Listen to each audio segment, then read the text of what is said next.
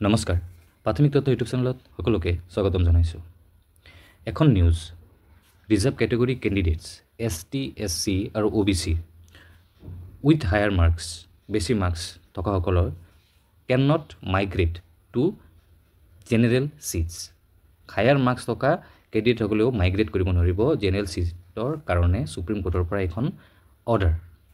এইখন অৰ্ডাৰৰ বিষয়ে আহক আমি বিশদভাৱে আলোচনা কৰোঁ।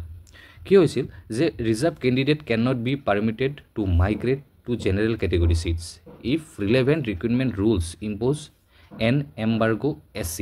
জাষ্টিছ আছিল সূৰ্যকান্ত, জাষ্টিছ জয়মালা বাগচি। ইয়াতে 9 ছেপ্টেম্বৰ 2025 মঙ্গলবাৰে উচ্চতম ন্যায়ালয়ে এইটো ৰায় দিয়ে যে নিযুক্তি নিয়ম অনুসৰি এনে যে মাইগ্ৰেশ্যন নিষিদ্ধ যদি হয় বা নিষিদ্ধ হ'লে মাচুল বা বয়সৰ শিথিলতা সুবিধা লোৱা যি মাচুলৰ আৰু এজ ৰিলেক্সেশ্যনৰ যি সুবিধা সংৰক্ষিত শ্ৰেণীৰ প্ৰাৰ্থীসকলক অসংৰক্ষিত শ্ৰেণীৰ খালী পদৰ বাবে বিবেচনা কৰিব নোৱাৰিব।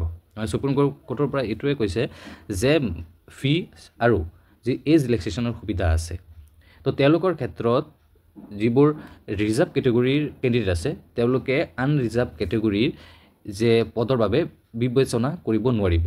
এতিয়া কিমান পৰিমাণে কোনটোৰ কথা কৈছে আহক আমি ভালকৈ ডিটেইলছত আলোচনা কৰোঁ। Supreme Court rules that reserve candidate using relaxation cannot claim unreserved post in recruitment rules restrict such migration। কৈছে যে উচ্চতম ন্যায়ালয়ৰ নিয়ম অনুসৰি শিথিলতা ব্যৱহাৰ কৰি সংৰক্ষিত প্ৰাৰ্থীয়ে নিযুক্তিৰ নিয়মৰ অসংৰক্ষিত পদ দাবী কৰিব নোৱাৰে।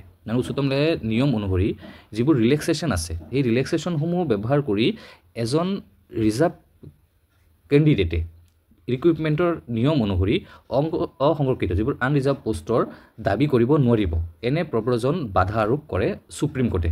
আৰু সুপ্ৰিম কোৰ্টে যে বাধা যে আৰোপ কৰিছে তাত এই বেঞ্চ অফ জাষ্টিছ সূৰ্যকান্ত আৰু জয়মালা বাগচিয়ে কি কয় যে whether a reserve candidate who has availed relaxation in fee or upper age limit to participate in open competition with general candidates may be recruited against unreserved seat would depend on the fact of each case।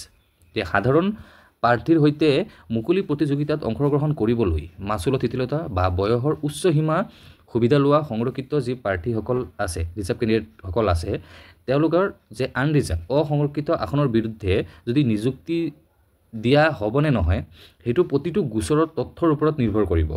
যে তথ্য কি আছে যে আগতে আমি এইখিনি পাম যে কোনবোৰ ক্ষেত্ৰত এজন কেণ্ডিডেট আনৰিজাৰ্ভ কেণ্ডিডেটসকলত ৰিজাৰ্ভ কেণ্ডিডেটৰ পৰা আনৰিজাৰ্ভ যিবোৰ পোষ্ট আছে সেইটো পোষ্টত যাব পাৰিব।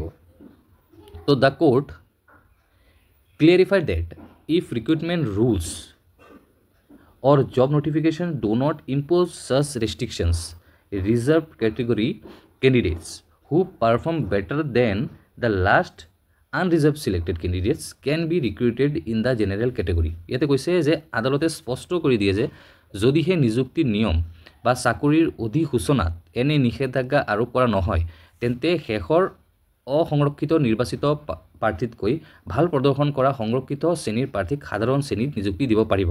মানে কি হৈছে যদি ৰিক্ৰুইটমেণ্টৰ যেতিয়া এডভাৰটাইজমেণ্ট ওলাব তেতিয়া যদি তাত যদি স্পষ্টকৈ লিখা থাকে যে আনৰিজাৰ্ভ যি কেটেগৰী আছে তাত বেলেগে সোমাব নোৱাৰিব ৰিজাৰ্ভ কেণ্ডিডেট তেতিয়া সোমাব নোৱাৰিব। কিন্তু যদি তেনেকুৱা ধৰণৰ একো মেনশ্যন নাথাকে এইটো ক্ষেত্ৰত কিন্তু এইটো প্ৰযোজ্য নহ'ব। ঠিক আছে।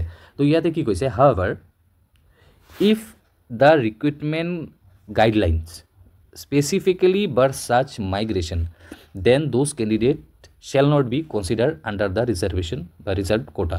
কিন্তু যদিহে নিযুক্তি নিৰ্দেশনাই বিশেষভাৱে এনে প্ৰব্ৰজন নিষিদ্ধ কৰে যদি ৰিক্ৰুইটমেণ্ট প্ৰচেছত যদি তেওঁলোকে যদি ডিৰেক্টলি যদি লিখা থাকে যে কেণ্ডিডেটসকল মাইগ্ৰেট কৰিব নোৱাৰিব ৰিজাৰ্ভ কেটেগৰীৰ পৰা আনৰিজাৰ্ভ কেটেগৰীলৈ তেতিয়া কিন্তু সেইটো ক্ষেত্ৰত এজন কেণ্ডিডেট আনৰিজাৰ্ভ কেণ্ডিডেটত মানে আনৰিজাৰ্ভ পোষ্টত যাব নোৱাৰিব।